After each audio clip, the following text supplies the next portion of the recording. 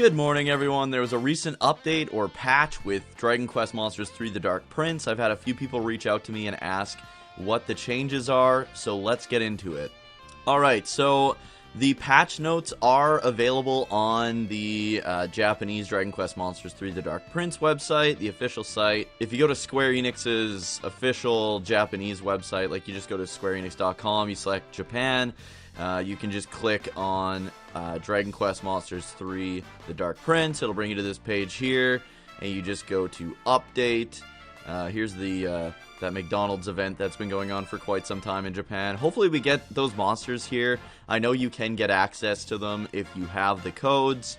I'm still debating on if that's something I want to go ahead with. I do have a couple friends in Japan that would probably do that for me, but I feel like it's the dumbest thing ever to bother them over. Okay, so let's get into the update notes. So obviously these are in Japanese. You can run them through Google Translate or what have you, but I've ran them through a translator as well as translated them and took out the janky translations from Google Translate. So I kind of did my own little write-up here of what the changes are. So starting at the top, there's an increased rate of sparkly monsters being created when synthesizing. It's going to be more common to get sparkly monsters showing up when you're doing synthesis. I don't think it's like a huge increase, but they've increased it a little bit. Next up, they sped up the egg hatching animations. So if you remember from my egg hatching videos, and even if you've been hatching eggs yourselves, it takes a little bit of time to hatch the eggs. Not a lot of time, but it's still kind of annoying. You can mash the button as fast as you want. You still have to wait a little bit. They sped that up. The next one is they increased the chances of Metal King Slimes appearing in areas that they would normally spawn in, which is super handy for people who are grinding. I don't know why they wouldn't have just had them spawn in like all the time anyways, but it kind of makes sense, I guess, because Metal King Slimes and Liquid Metal Slimes and stuff like that are supposed to be a rare find and are supposed to be special, but I honestly don't mind. Anything that makes it a little easier to level up quickly just helps out in the long term. And then Royston, the Monster Depot guy, doesn't try to talk your head off anymore when you're trying to access the Monster Depot. Thank goodness. I used to hate this guy, man. So if you go to the Altar of Amalgamation in Rose Hill Tower, he's the guy, there's like the synthesis guy in the middle, and then off to the right is Royston. You gotta talk to him in order to access the Monster Depot, and he used to just talk forever, man. It was super annoying. Now you just talk to him, he says like one little line of dialogue, and you're straight into the Monster Depot. Now the enemies in Amon Sanctum will no longer aggro to you.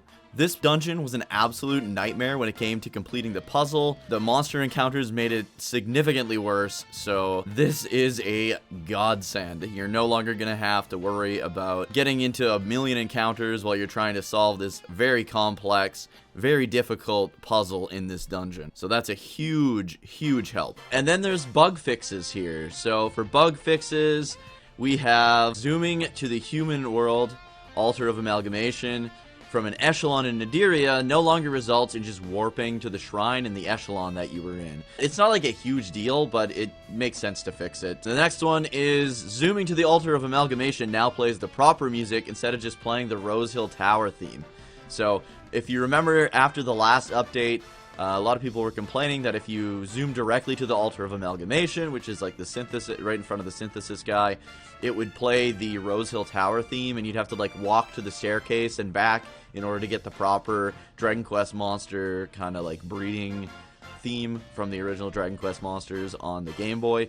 Well, now it just plays the proper theme. Fixed a bug that took away the difficulty indicators on the echelons with the previous update. So again, a lot of people noticed that after the previous patch, the difficulty indicators disappeared on the different like echelons in each of the circles.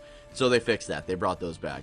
They fixed issues accessing your friends list in online matches. So apparently the game would sometimes like lock up or crash or just not work if you were trying to access your friend list in online matches. And then they fixed a bug where if one of your monsters ended up with more than 9,999,999 experience points, the game would crash. So they got rid of that. They fixed that bug, thank goodness. They fixed a bug where in battle, sometimes the name of the action performed and the actual action performed wouldn't match up. Again, minor detail, but kind of weird that that was a bug to begin with, so You won't have that happening anymore. And then they fixed a bug in the mole hole where scouting certain monsters wouldn't give you the proper rewards when you leave. So, you know, when you scout a bunch of monsters in the mole hole, you would get rewards every time you'd hit like a certain level of monsters scouted after you exit.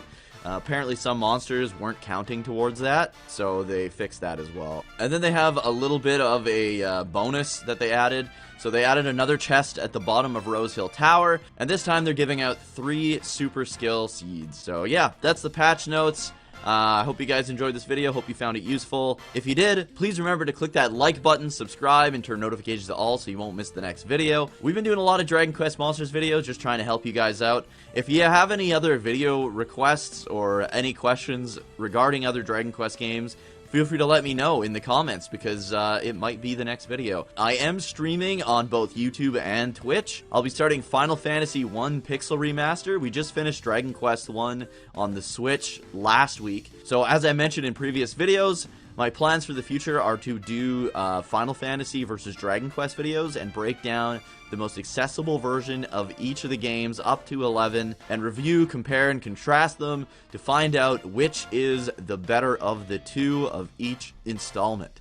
So, yeah, I hope you guys enjoy those. If you want to follow me on Twitch, twitch.tv/Dukey03, but now you can watch my streams right here on YouTube. Thanks so much for watching, guys. Have a good one.